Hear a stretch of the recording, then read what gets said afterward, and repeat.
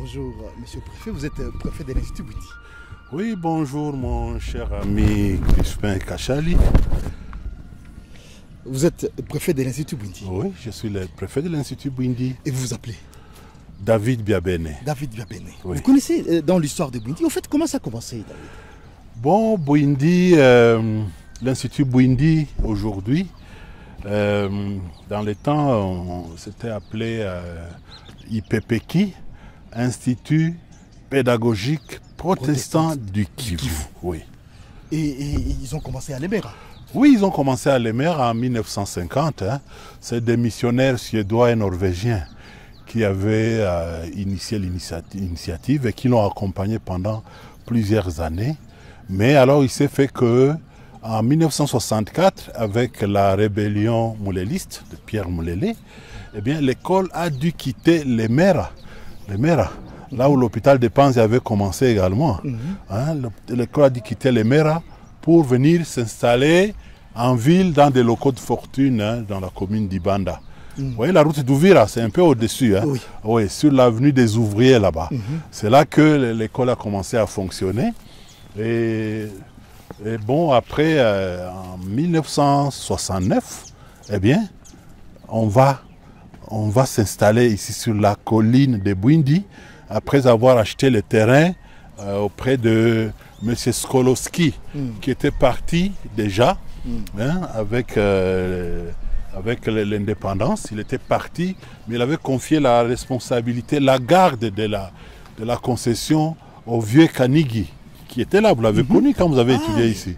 C'était lui les capitales, les gardiens de la oui, concession. Oui. C'est ça.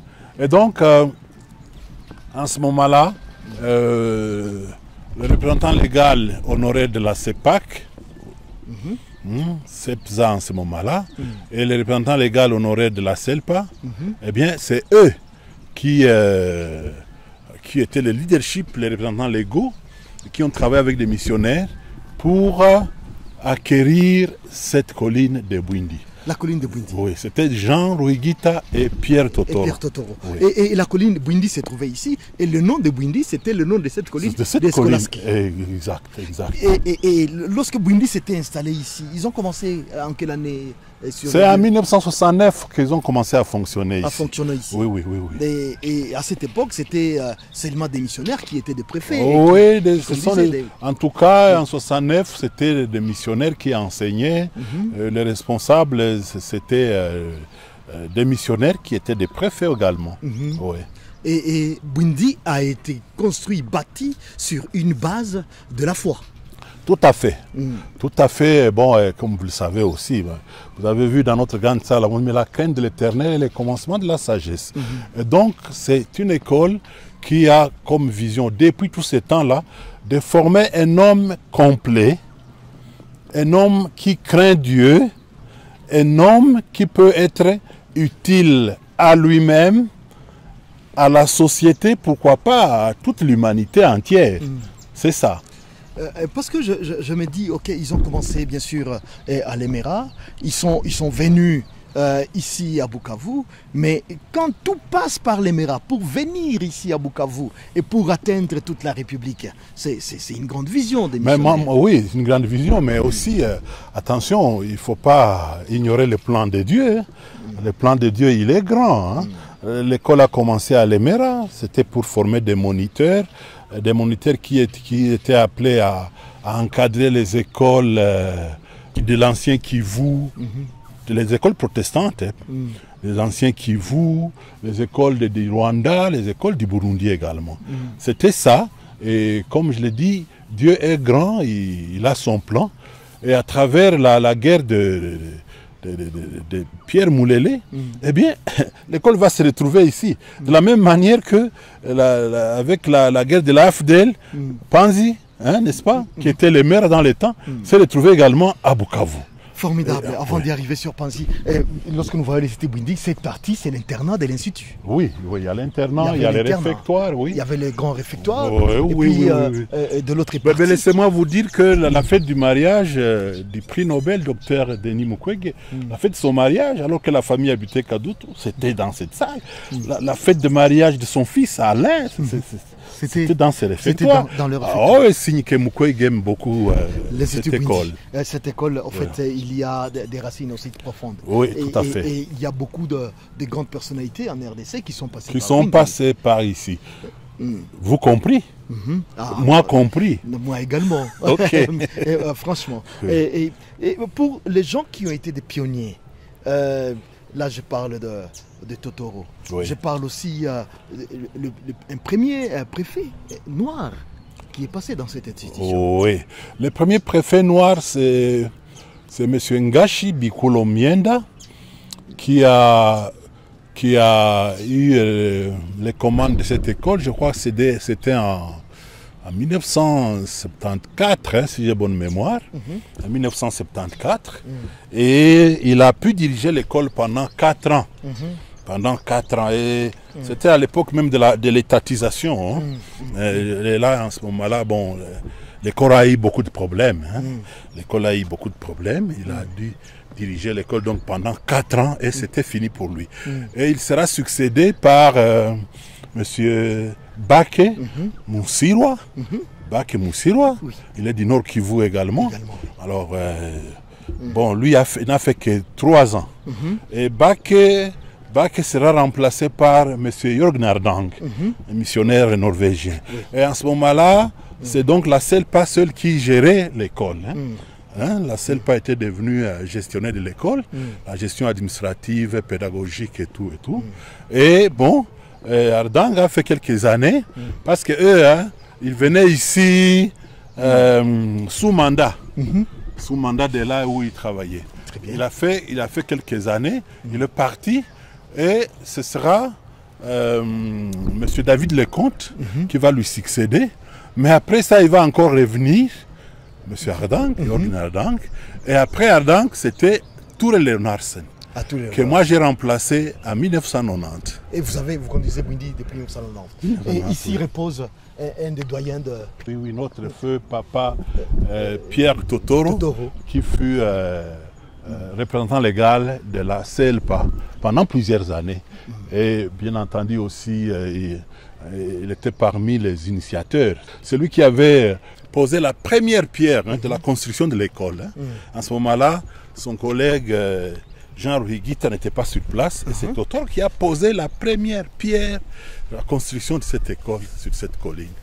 Totoro a posé la première pierre de la construction de l'école de la colline de Bwindi. Oui. Et monsieur le préfet, Bwindi c'est extraordinaire. Lorsqu'on arrive, on voit les bâtiments, on voit la manière dont c'est conservé jusqu'à aujourd'hui. Il doit y avoir des défis. Oui, des défis sûrement de fonctionnement aujourd'hui. D'abord, nous avons beaucoup d'ouvriers ici. D'abord, la concession, elle est grande. Combien d'hectares 32 hectares. 32 hectares. Qui sont menacés de spoliation. Je crois que vous l'avez déjà appris. On a frappé à beaucoup de portes.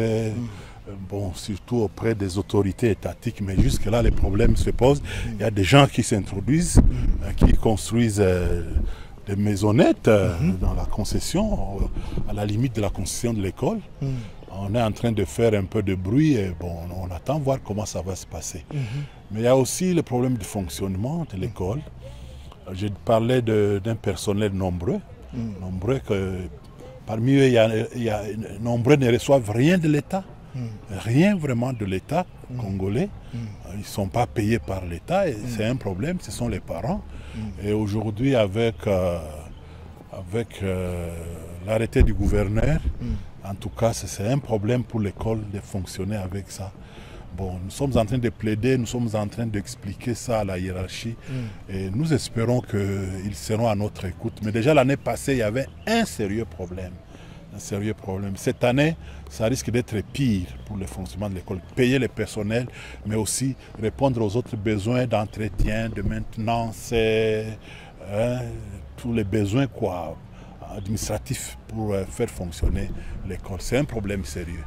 Cette école a connu des grands. Cette école a connu le docteur Mukwege, prix Nobel de la paix, et qui lutte aussi pour le rétablissement de la personne humaine en République démocratique du Congo. Oui, nous en sommes très fiers, nous sommes très fiers de lui, que ce soit un ancien élève qui, dans dans notre pays, hein,